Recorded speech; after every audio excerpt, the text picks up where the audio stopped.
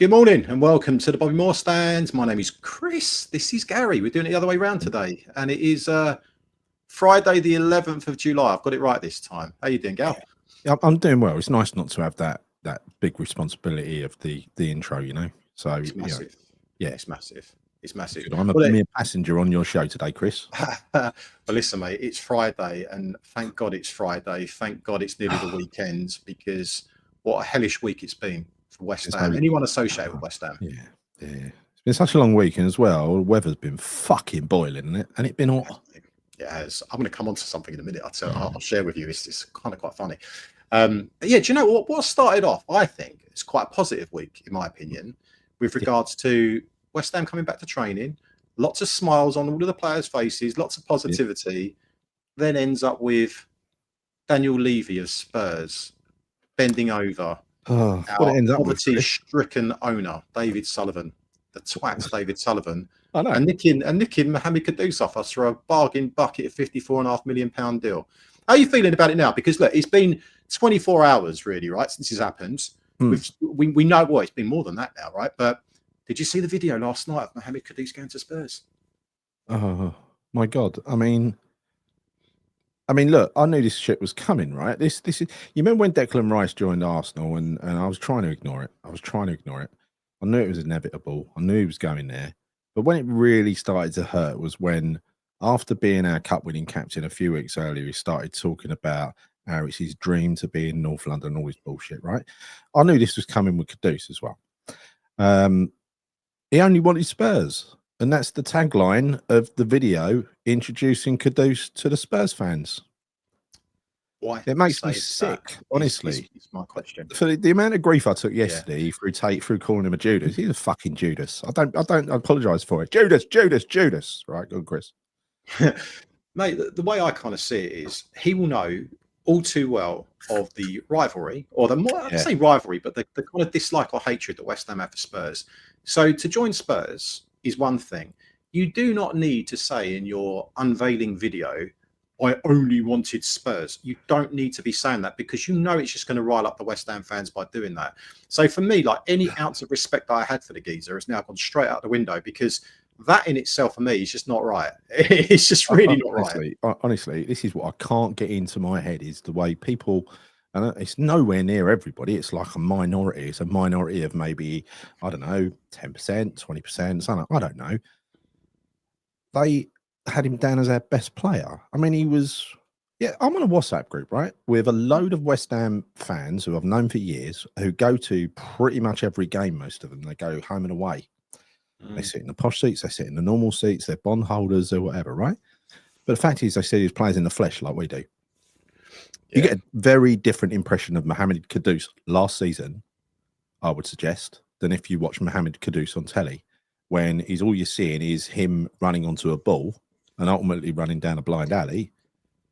I said on this little WhatsApp group, I'm quite pleased to see him go, to be honest. He was a hindrance last year. You know, not one person disagreed with me. Yeah, I actually put a video out on TikTok yesterday. I do it now and again. Yeah. And I gave my thoughts around Mohammed Kudus because am I disappointed that he's gone to Spurs? Well, yeah, of course I am. I wouldn't be human. I wouldn't be a West Ham fan if I wasn't, right? Am I disappointed with the fee? Absolutely. I think we've been done over on that one. Yeah. But I look back on the reasons why we signed Mohammed Kudus in the first place. And for me, right, so if you look at it, 2 seasons ago, we had that Declan Rice money. We invested a big chunk of that on Mohammed Kudus, right? What was it, 44 million or something like that? That's a significant amount of money that we're paying for a player that by all accounts, and I'm sorry here, if West Ham fans disagree with me, you can disagree with me all you like, a position that we did not need to basically bring someone or additional player in. We've got Jared Bowen, who's a right winger. You know, Mohammed Kudus is an out-and-out right winger. He clearly showed whilst he was at West Ham that he didn't like playing on the left wing. He was ineffective. We couldn't really play him through the middle either. And for anyone says that we should be playing him in central midfield, needs their heads tested because he ain't a central midfielder either, right? So I cannot understand in the first place why we signed him. Now, don't get me wrong. I was delighted how he performed in the first season, but he was playing a hell of a lot on the right wing, and we had Bowen playing up front, which wasn't really the best use of Bowen. What would I prefer, Bowen or Kudus on the right wing? Bowen, 100 times over, right? I would never. I wouldn't want it any other way. So if you look at it, ever since we've had Mohammed Kudus, we've been trying to shoehorn him into different positions across the team, and it hasn't worked. Like, it genuinely hasn't worked. It only works on the right wing. He's played everywhere, in every attacking position across the front. The only one he's been good at is right wing, and we've already got a better right winger, I'm afraid. And that's exactly my thoughts around the whole thing, because people can look at him in isolation as his talent. You know, what kind of a talented player he is. Yes, he is talented. Yes, he does have a lot of ability, right, that he could bring to West Ham, but only if we didn't have Jared Bowen, right? And that's the truth. That is the absolute truth. So anyone that disagrees with that, I can't really quite understand, because the question really for West Ham fans would be, if you've got a choice, who are you going to play on the right wing, Kudus or Bowen? What are you going to do? Yeah. No, honestly, it ain't a choice. It's Jared Bowen's position. Yeah. He's the one that, with a few others, especially Souček, kept us up last season. Kudus had no impact on us staying up. Yeah. So in contrast, genuinely, I'm not really that bothered that he's gone, that he's left West Ham. Yeah. I am bothered that we didn't get enough for him, because he is worth more than that, in my opinion. But he obviously devalued significantly last season as a result of his demise in form. He did. That's my real gripe right now, is the money and where he's gone. That's it. Honestly, that really is it. Because I do think, and if you go back, like I said, a couple of seasons ago, that money really should have been invested into what I would call key problematic areas, which would have been central midfield, which we've never really fully addressed. We brought in JWP, didn't work. We brought in Alvarez, hasn't worked. But he's been in, now and again he's looked good, now and again he hasn't looked good, right? We've never really sort of nullified that problem. Yeah. Surely now is the opportunity to do that with this bit of bunts that we brought back in now. That's the way I would see it. So I think this money, hopefully, and I think we will get most of that money to spend, because you know how PSR works and you know how that money is paid to other clubs. I'd like to think that we do have the bulk of that, money to go and invest on new players. And if that's the case, we need to bring in players that can make sure we've got a much more balanced team, because that's the one thing that we didn't have last season, is balance. It was completely disjointed, as we all know. Honestly, it was a team of individuals, and it's been like that for a while now.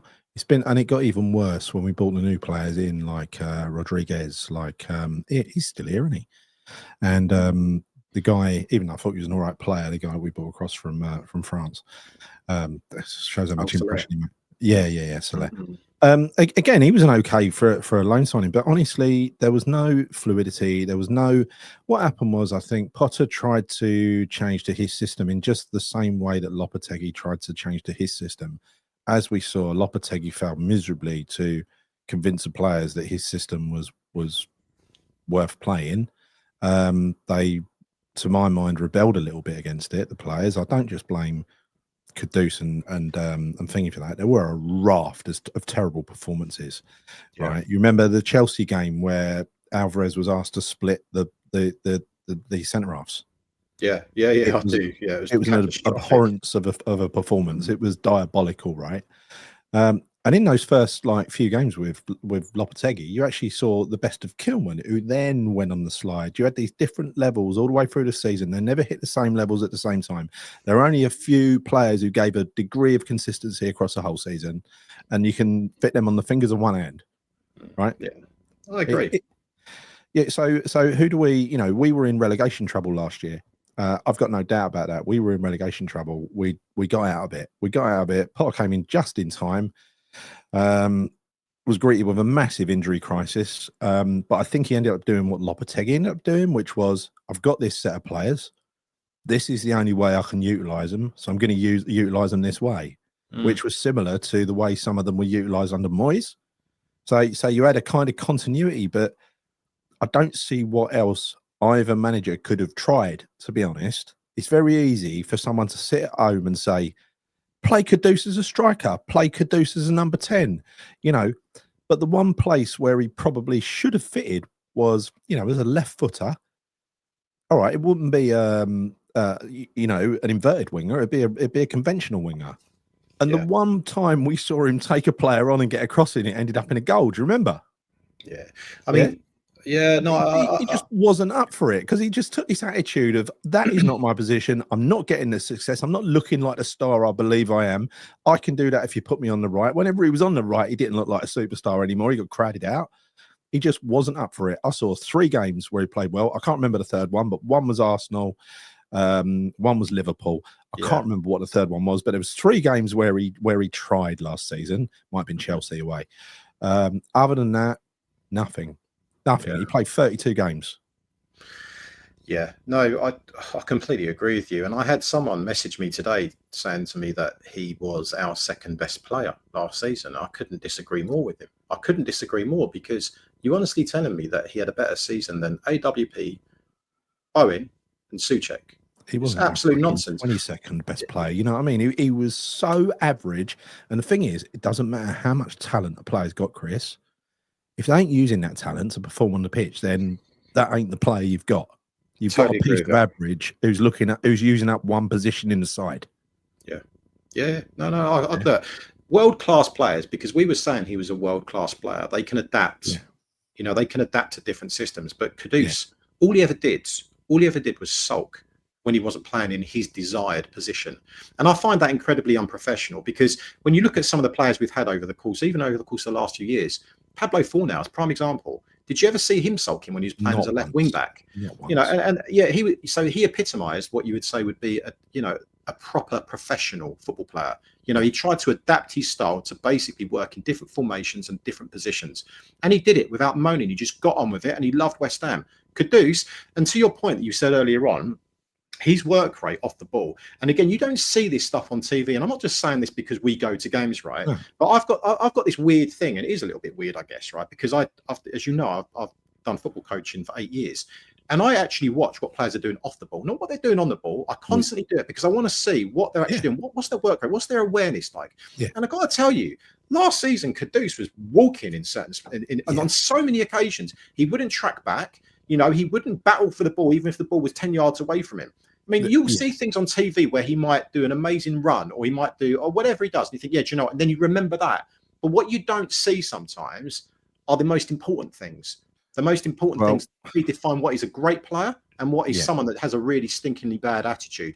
And that's for me what Kudus is. And this is not me being bitter at all because, you know, again, I want to kind of... relieved to see the fucker go, honestly. Really relieved. Well, Gal, I want to kind of preempt this because I know that people say, "Oh, you bitter," you know, because you're losing Kudus. Oh, you're going to get Spurs in here, aren't you? And you get some of our fans fucking agreeing with them. Yeah, and I know that, but I'm genuinely, as I said before, I'm not that bothered. Yes, he is a quality player on his day, but sadly, there's not enough of those days. There haven't been enough of those days at West Ham. So I'm really not that bothered. I just wish we got more money and he didn't go to Spurs. That's my only gripe. And I just hope that we can, as I said, reinvest that money, put it into areas of the pitch where we really do need to strengthen. And right wing is not one of those. It's up front, midfield and defence. If we can do that, then suddenly we can get a bit more balance and we've got something to be a bit more positive about. So I'm genuinely not that bothered. I'm not. And here's another thing, right? Let me ask you this question, Gal. And this is also, I'd be intrigued to see what people in the chat would have to say about this as well. Yeah. Do you think... Yeah, well, you know what I'm saying. In the chat later on, all right? Anthony Elanga, is he a better player than Mohammed Kudus? You know how much notice I'll take you up. Okay. Well, I can tell you now, I don't believe he is, and I'm pretty sure 99% of West Ham fans will not believe that he's better than Kudus. But yet he's going for more money, potentially, than what Kudus will go for. He's going to go from Forest probably to Newcastle for in excess of about 55, 60 million. Anthony Elanga. There's a difference, isn't there? There's a difference. Is that Anthony Elanga probably had a great season and played really, really well, and he boosted his price up to its maximum possible point. The only way is down from there. Whereas Mohammed Kudus was probably worth 80 million at the end of not at the end of. I mean, he had a crap end of season. At the beginning, yeah. At the beginning of the season, he still would have been living off the legend from the first half of the season. He would have been worth 70 or 80 million. Last season, he drove his own fucking price down. Yeah, he absolutely did. Okay, so... Yeah. But what I'm talking about is player for player based on talent. Okay, Mohammed Kudus is a better player than Anthony Elanga. Now, equally, if you compare Mohammed Kudus with Madueke, who's going to Arsenal, is he a better player than Madueke? Now, West Ham fans with their claret and blue tinted glasses on will say, yeah, he is. So he's better than Madueke, he's better than Elanga, and yet he's gone for less money. And also, he's at an incredibly good age where he's only going to get better in theory, if you look at it objectively. So why is it Why is it that Ilanga may well be going to Newcastle? Newcastle didn't want Kudus because they could have got him cheaper than Ilanga. Why is it that Arsenal have gone for Madueke when they could have gone for Kudus, but they're going for Madueke, who will be more, he'll cost them more money as well? It tells you everything you need to know. So when Kudus is going out there saying, "Oh, I only chose Spurs," the truth is he didn't even have the option, Gal. There weren't many other clubs going in for him. He's got a fucking huge attitude problem, and that's what Harry Redknapp was alluding to. And people can believe it or not. They can believe he wanted to leave, or the club forced him out, or Potter's no good because he can't get, and nor was Lopetegui, and nor was Moyes. You know, says the player is the saint.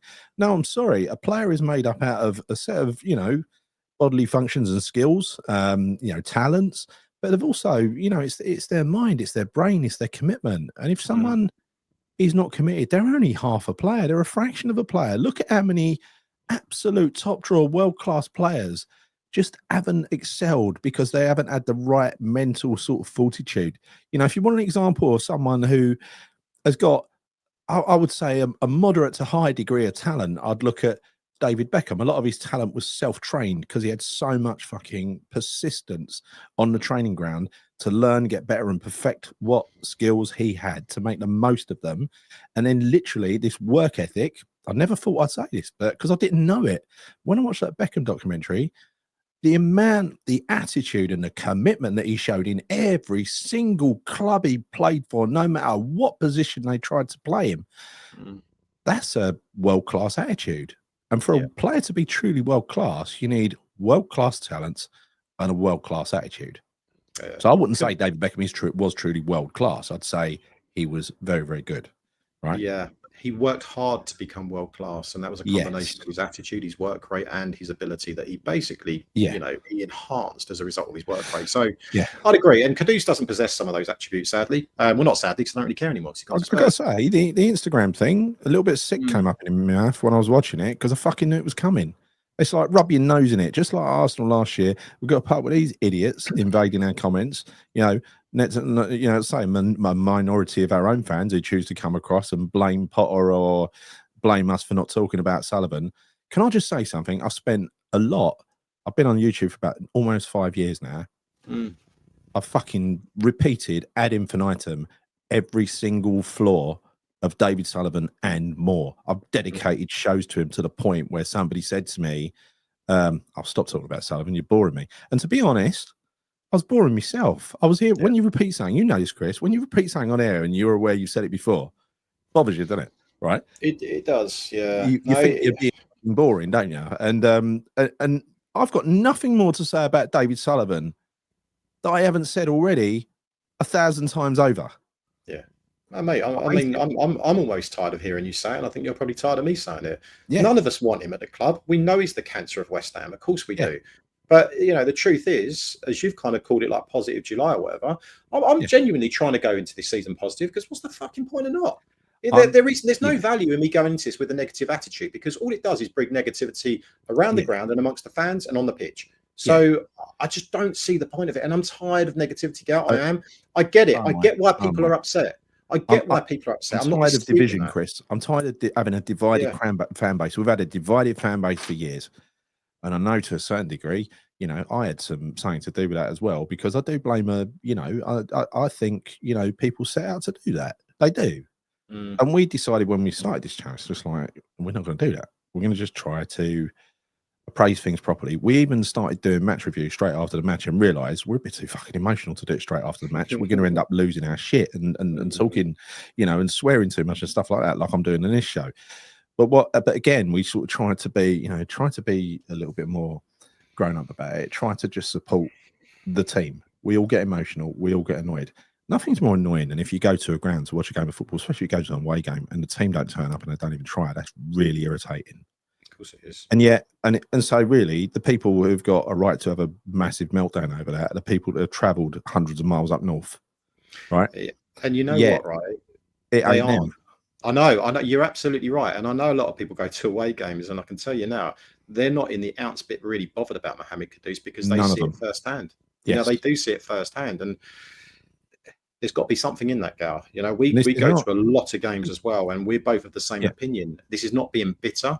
This is No, not about trying to be positive just for the sake of it. And Chris, I know the way YouTube works, right? I know the way YouTube works, and so do you now. And that is, you say something, and someone's going to pick up on that and that alone and say, "Oh, you fucking looking down your nose at people who don't go forward." No, I'm not. I respect every West Ham fan, right? But I do expect the people who watch it on telly to also have respect for the people who watch it in the ground, and that's what's missing. Yeah, people who watch it in the ground have got respect for the people who watch it on telly. You know what I mean? It's fucking warped. It's really warped, and as you said, I really hate the division. There should be no division whatsoever. Yeah. You know, we're all entitled to opinions. We'll all have different opinions, but at the end of the day, we're united. We're West Ham United, and as a fan base, all that we should be doing, the one thing that should be constant, is that we go out there and we support the team. I've said it 1,000 times over. You know, when you look at Sullivan and Brady, right? They are here temporarily. You know, we are here permanently. We'll never leave, right? We'll always be going to West Ham. So you almost need to kind of forget these fuckers, right? We know there's only so much that we can do. You can't say that petitions, do this, do that, whatever, right? Chris, someone's going to pick up on what you just said. You said, say, you can't forget about him. They're all that matters. He's got to go out. Sullivan out. Have you signed the thingy yet? It's like, oh, yeah, whatever. So if I say I've signed Sullivan petitions, out wasn't invented a month ago by someone, right? It's been going since he fucking arrived. Of course it has. Of course it has. And if I say that I've signed it, is that enough? Well, hopefully, I have. Probably. Yeah. Well, I have. I mean, because none of us want him. It's like someone was going around checking fucking channels. Have you signed it? Have you signed it? Yeah, fucking signed it. Everyone else, go and sign it. And you know, one thing that really wound me up, actually, and it has been recently, because I get private messages from people, right? And I've had a few people. I know you have, because we've spoken about this already. People that basically have told me you shouldn't be going to West Ham. You shouldn't be going to West Ham. You're not a West Ham fan. You're not a West Ham fan because you renewed your season ticket. Yeah. You're supporting Sullivan. What the fuck are you saying?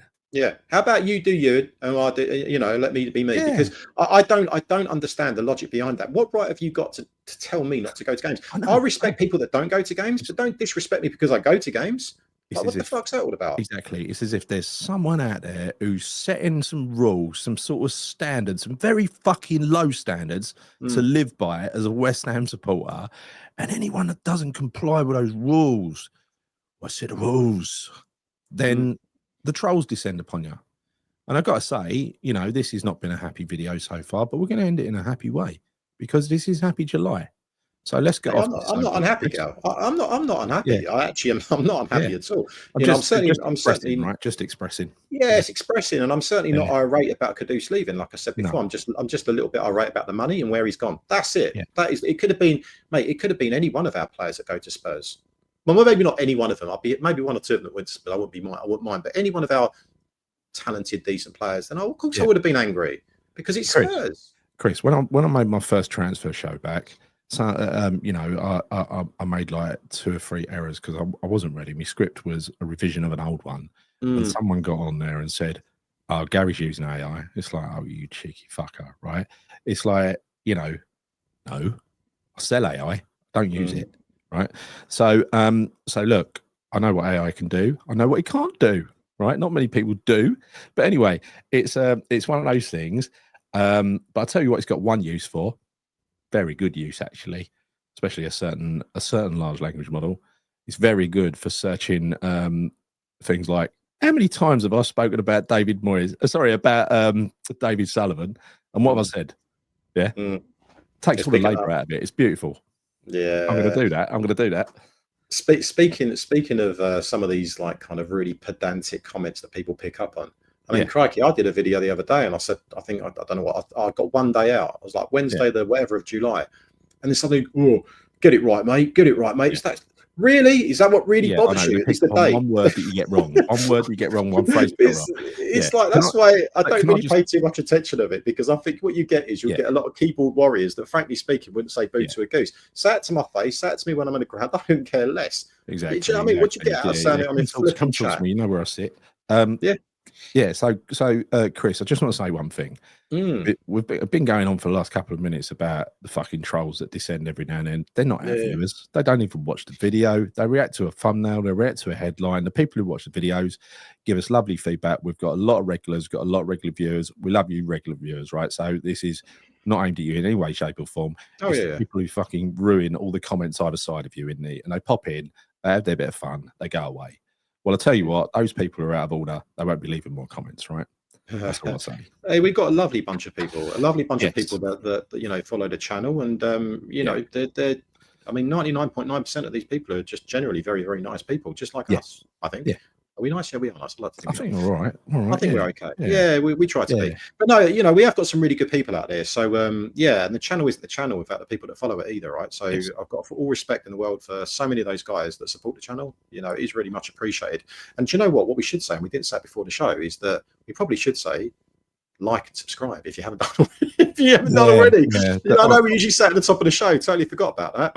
Honestly, it means a lot to us when people subscribe. You know, we're not in it for, as we said a million times, we're not in it to make money. We don't. We're just about break even. We never have anything that we charge for on this channel. Yeah. So no paywalls, nothing. And no. It is an interesting kind of way of looking at this year. So for everyone that likes this, video, maybe you can look at it like for every like, and I was thinking about, so for every like would mean a slap round the face to David Sullivan with a big fat dildo. So get that picture in your head, right? Bit weird. So for every like, big old slap with big old fat dildo around that little twat's face. You know, I think that's enough to want to like this one. I'd pay for that, Gal. That'd be the best night of his life. Be the best night of his life. It would be. But you know what? Let's move on from the whole Kudus situation, because he's gone, right? He's dead to us. He is. He genuinely is dead to me. So after what I watched last night, that's why I'm in a bit of a ratty mood this morning. I've got to be honest, and now I'm going to pull out of it, Chris. That wound me up watching that. It really wound me up. It did me too, and I think it's fully justified. The reasons why you would call him Judas, because to say something like that speaks volumes of the character of the guy. It does. He ain't got character. He hasn't got any character. His character is funded by money. Yeah, and real quickly, just to end the whole Kudus debate, a lot of people saying, "Oh, you know, but of course he would go. Look at West Ham with shit with that." Even if all of that is true, even if every single thing what everyone has said is true, he's just gone to Spurs and says, "I only wanted Spurs."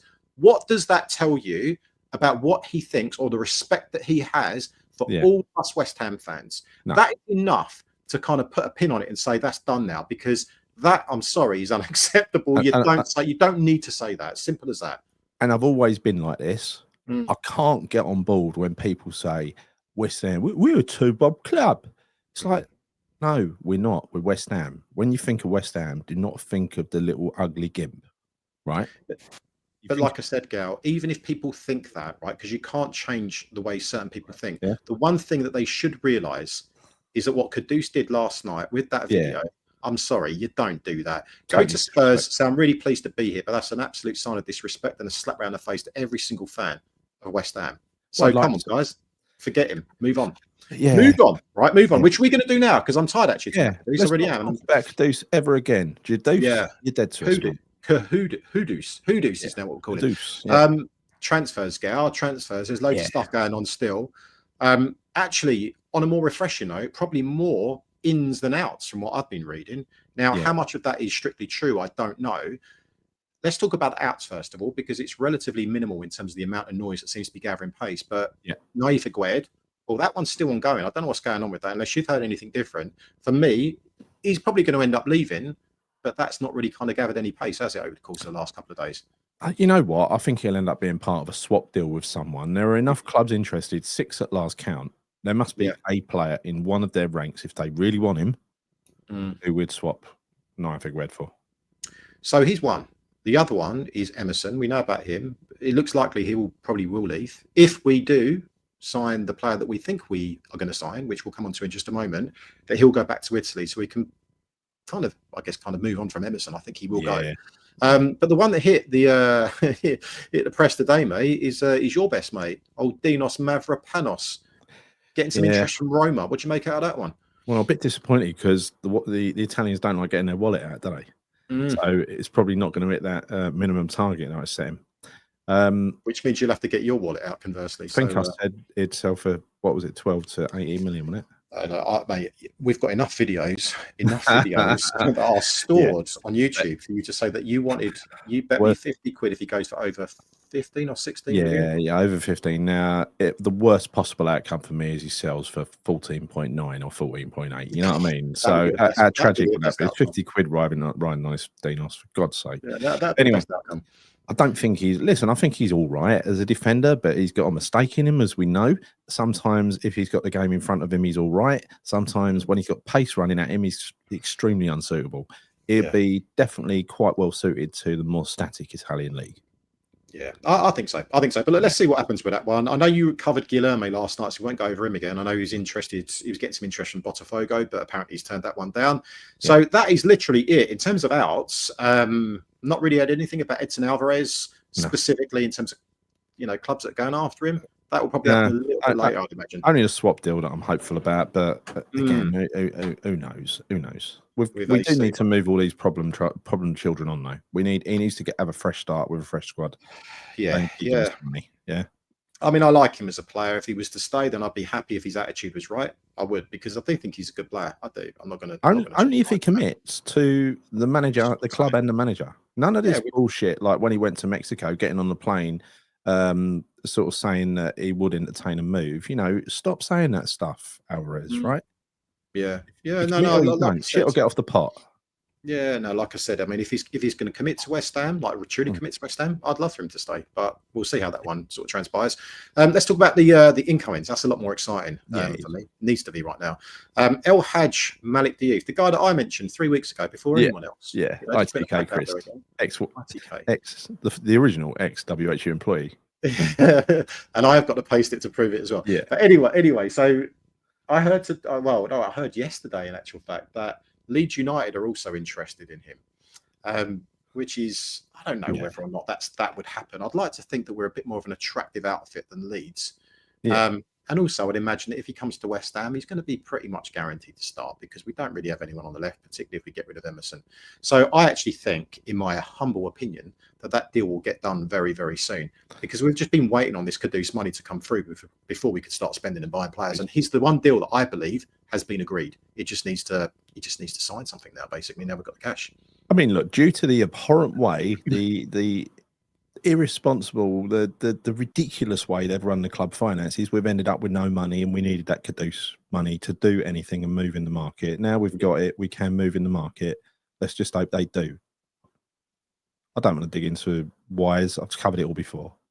Right. Yeah. No, I think he needs to happen. I like the look of him. The other players we've been linked with, right? A guy that you've mentioned on a few occasions, Arnau Martinez, 23-year-old Spanish right back from Girona. Apparently they're looking around about 12 million quid for him. Now I looked up some stats on this guy. Now he averages around about 3 goals a season. Very good in 1v1s. Yeah. Really good pace. Interestingly, that's about similar to Mohammed Kudus last season. And I should be bringing him up again, but that's not bad ratios, is it? About 3 goals a season, gets a couple of assists. That's like the Kudus.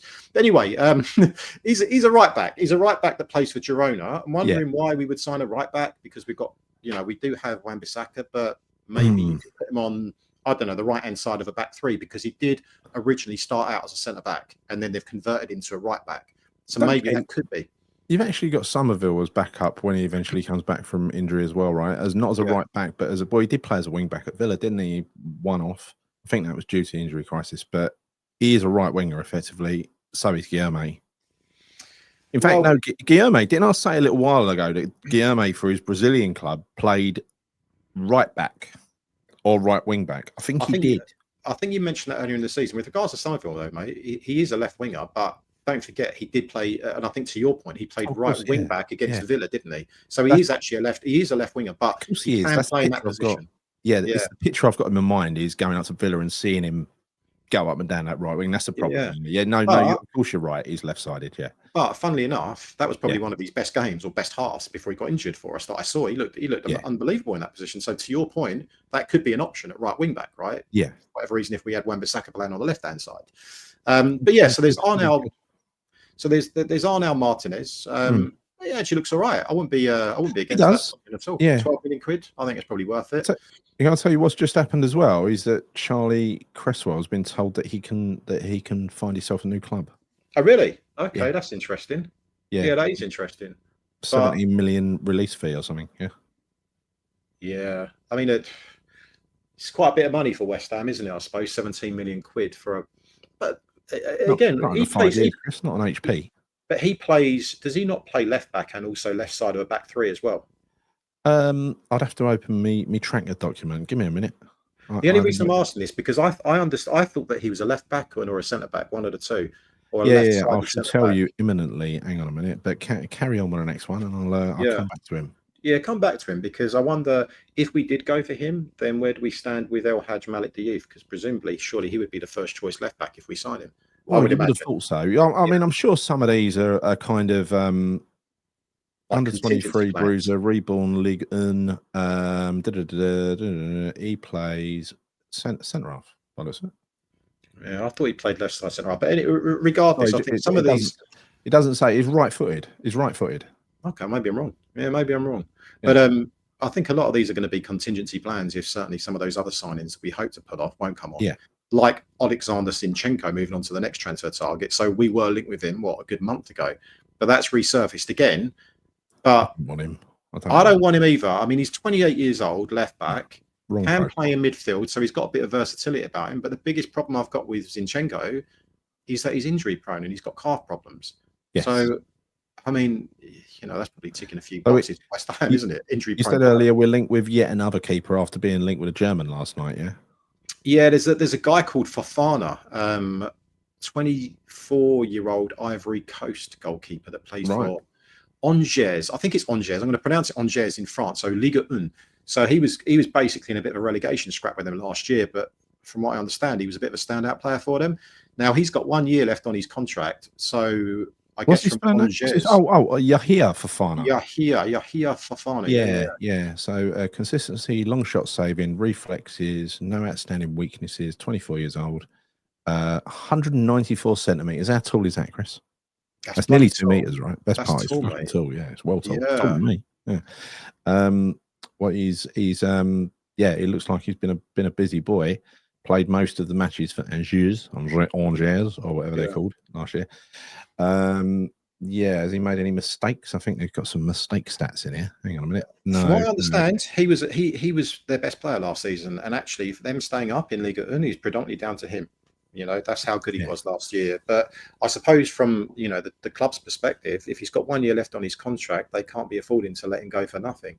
I don't think we were the only club that's looking at him from what I've read. I think Ajax are also circling. And I think also, and I might be wrong here, but I'm pretty sure a Premier League team have been looking at him as well. It might be Newcastle. So I don't know. Yeah, again, I don't know enough about the guy. And to be fair, the only one that I did know something about was the Japanese goalkeeper. But the other ones we've been linked with not a great deal. The Leicester goalkeeper, of course, I know about him.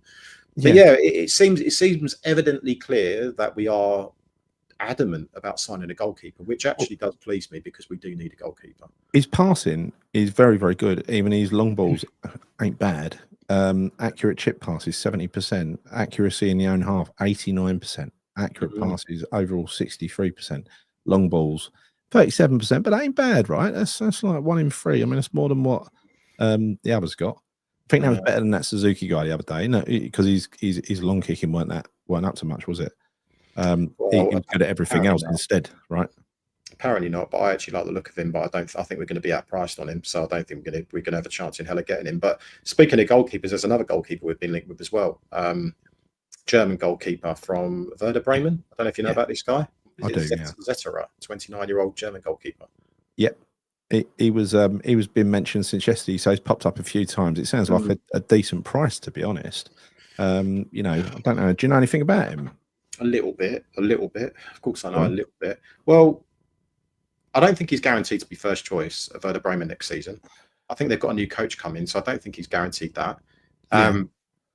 The weird thing about him reminds me, because I was looking at his statistics, right, in terms of the amount of games that he's played, right? So he's 29 years old. He's only got 190 appearances under his belt. Right. Now, that kind of makes me think a little bit similarly to remember when we signed Adrian. He hardly played any games, right? I think he had 1 or 2 breakthrough seasons and he came over to the Premier League. Obviously did a good job for us. But these guys, I mean, I know some goalkeepers, they're like second choice. They can't seem to break into the first team, right? He's not second choice at the moment. He played 34 games last year. He's not. But my point being is, though, he was second choice for a long spell of his career up until he probably reached around about 27 or 28. And then he started getting games. He's only got 190 games in 10 years, Gal. But they mature like a fine wine. That was my one reservation of getting like Suzuki, because he was, 20, 22, 21, something like that. I think keepers have got to be 25 or beyond. I'm just saying, you know, this guy's 28, 29. He should be in his prime for a keeper. They go on to their late 30s, don't they? Well, they can do, but then you could also look at players that get better as they get older, or specifically goalkeepers, or you could look at someone like say Yeah. Joe Hart that got Yeah. worse. So and he was actually better when he was younger. So I don't know. I mean, I don't know enough about this guy, but yeah, it just kind of reminded me a bit of Adrian in terms of the amount of appearances he's made based on how old he is.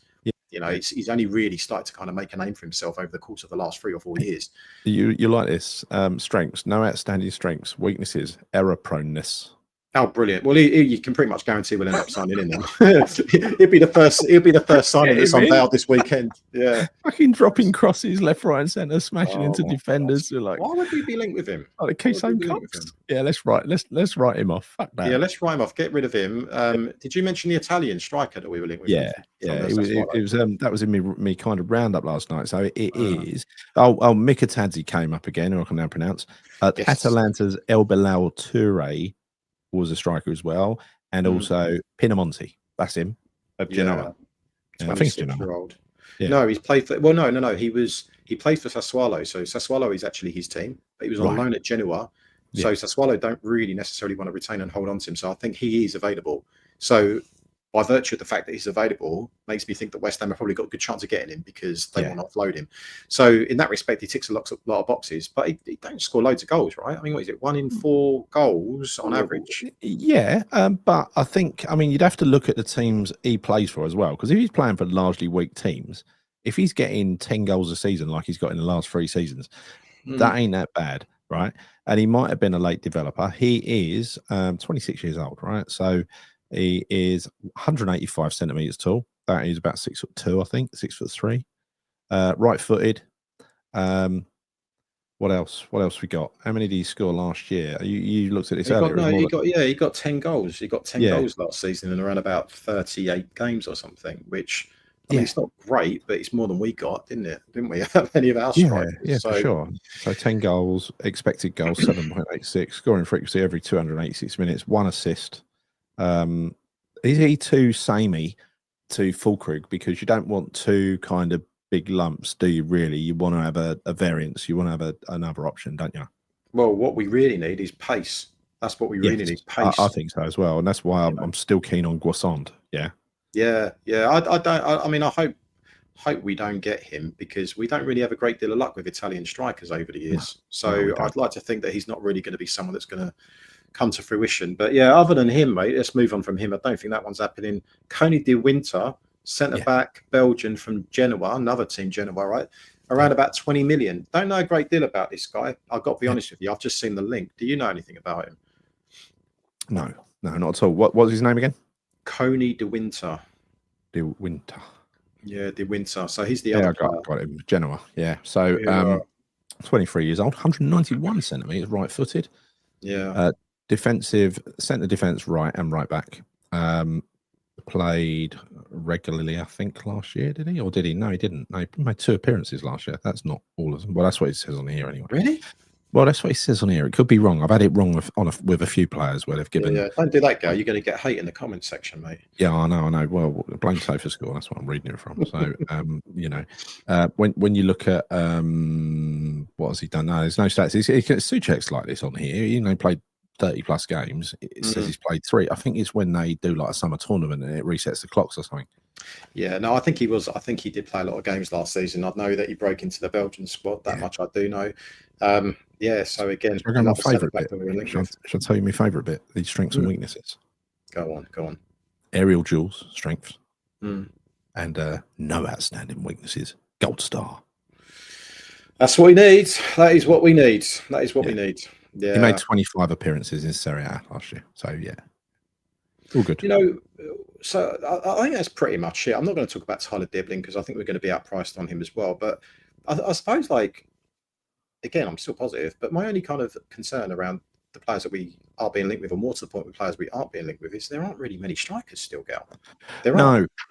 I think. Well, I don't know. I don't know what is in Potter's mind, whether he wants. I would think he wants certain positions filled before he goes to America, and then he wants to assess the squad and then make a final couple of acquisitions when he gets back based on the perceived gaps or coverage or injuries or stuff like that. I think that'd be a sensible way of doing it. I think midfield needs to be sorted. Without a shadow of a doubt, we need a defensive midfielder. We need a playmaker, right? But he did mention the other day that old Lewis Alford, who I rate highly, and I honestly, the one or two people who are tempted to post in the comments, I don't think any of our kids are going to make it. Well, don't do that, because these are quality kids. These are quality kids. If you've taken time to sit and watch Lewis Alford, you realise, unlike Mohammed Kudus, he plays with his head up. Very intelligent footballer. Yes, I know it's at kids level, but you can tell that someone is thinking 2 steps ahead, and he knows where the bloody ball's going when he receives it. And he no hesitation, no mucking around. This kid's good. And you don't need to be a physical specimen as an attacking midfielder. We know that. Look at Lanzini, right? I see him, and I've been saying this for a while, I see him as more of a prospect than I do with George, as opposed to George Earthy. I have done for a long time. I agree with you. I think really? You agree? We're agreeing on something. I think Lewis Alford is special. I really do. Yeah, there is some young talent there, which is why there's every reason to be positive going into the season. You got, if you look a little bit, if you kind of scratch beneath the surface a little bit, there's always something positive, and this is my point. Look, are we where we want to be? Well, no, we're not.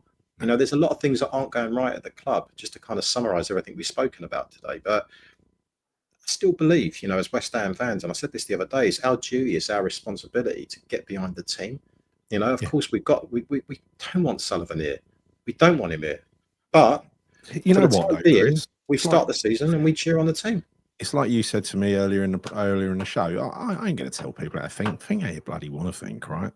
It's all I say is, from my point of view, when I look at other people as West Ham fans and read what they say in the comments and stuff like that, I just don't get it when I read things like that. It doesn't fit with my mindset, right?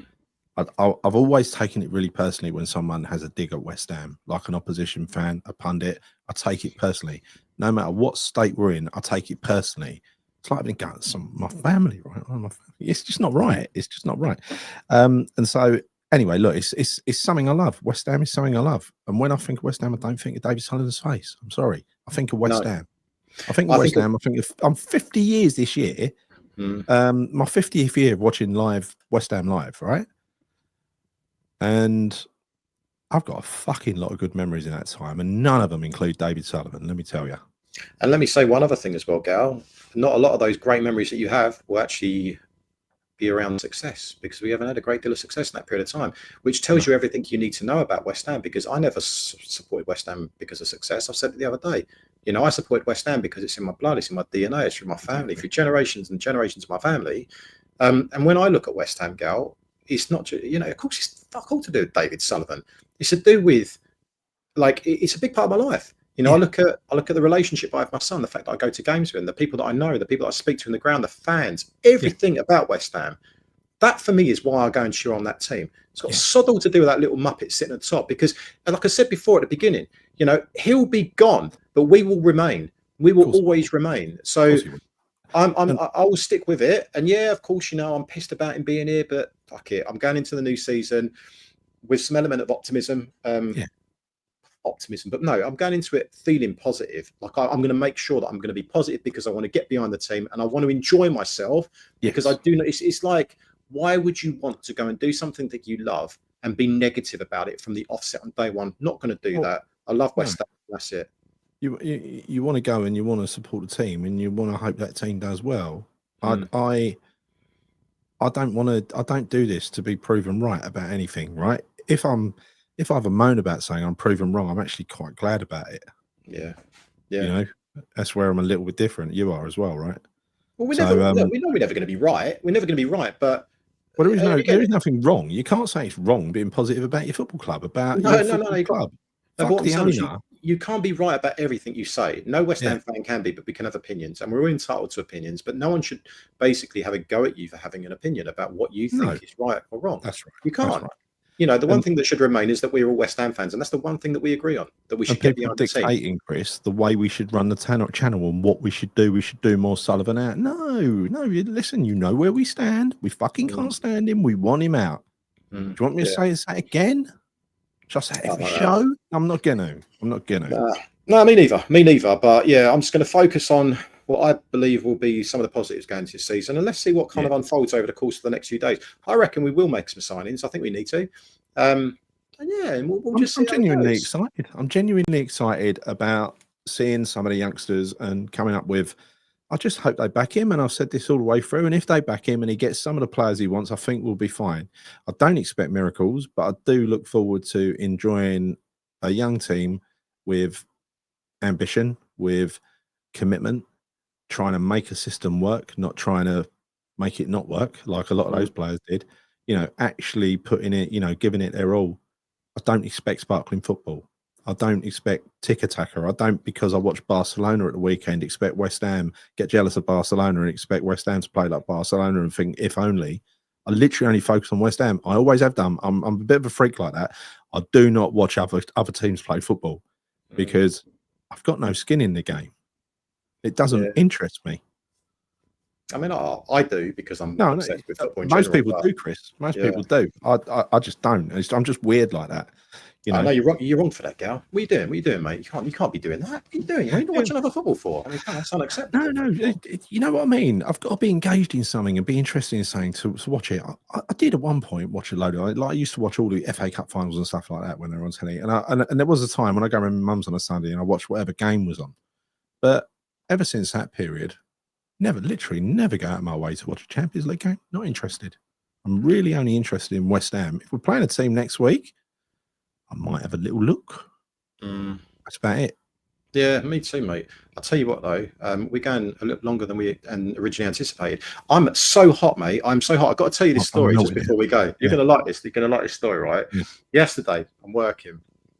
You know what I do. I'm not going to tell what I do, but I'm at my laptop working. I was so hot. I took my top off, right? No. Totally forgot. You know where this is going. No. You didn't go on to a Teams call with your top off, Chris. No, just listen. Right. I had my top off because I was absolutely sweltering. And I forgot. And then someone was calling me, someone quite senior in my business was calling me, and I clicked accept straight away. And then I suddenly realized, I was like, oh shit, like that. So I quickly just turned the man. I tell you what, I got away with it. I got away with it, right? He didn't notice. I think he might have been looking the other way, or if he did notice, he played it out that didn't want to make me feel uncomfortable. Yeah, no one wants to see that. No one wants to see that, do they? I mean, not even I want to see that looking in the mirror. No, I know, mate. I know, man. But yeah, that was. I'm not going to make that mistake again. So if anyone's hot out there, don't make that mistake of sitting in front of your laptop. If you use Teams regularly and people call you, you've gone on to Teams and erased the fucking recording, haven't you? Mate, it was. I was horrified. I was like literally having a panic attack. Like, could you imagine, like literally answering the phone, just sitting there and actually forgetting, or just sitting there at the top of like, yeah. Could you imagine that, mate? You took it to a honestly, I've been mortified. No one wants to see my tits. Honestly, I think I got away with it, mate. I think I got away with it. But yeah, I told Amanda about it earlier on, and she was like, "Oh my god." Yeah, I know. It's embarrassing, isn't it? It's embarrassing. Yeah. But enough about half-naked Chris. I think that's enough. Yeah. So look, let's hope we sign some players. I think what we're going to do is, you know, this is today's show. We're going to do a live tomorrow night, Saturday. Yeah, I mean, let's see how it goes, mate. Let's see how it goes. I mean, let's see what the news is like. Yeah, should we see what the news is like? And if there's nothing to bloody discuss, then it's not worth having a show about it. Let's see how it evolves. Because I don't want to do another show about Kudus. I'm bored with that bloke now. I've been speaking about him for a week. I thought we already moved on, but I am too. And I'm done with him. And that's it. Yeah. That's chapter closed for me. Chapter closed on Kudus, and we move forward. You know, with supreme optimism. That's how I will choose to be moving forward, without question. Damn right. So Chris.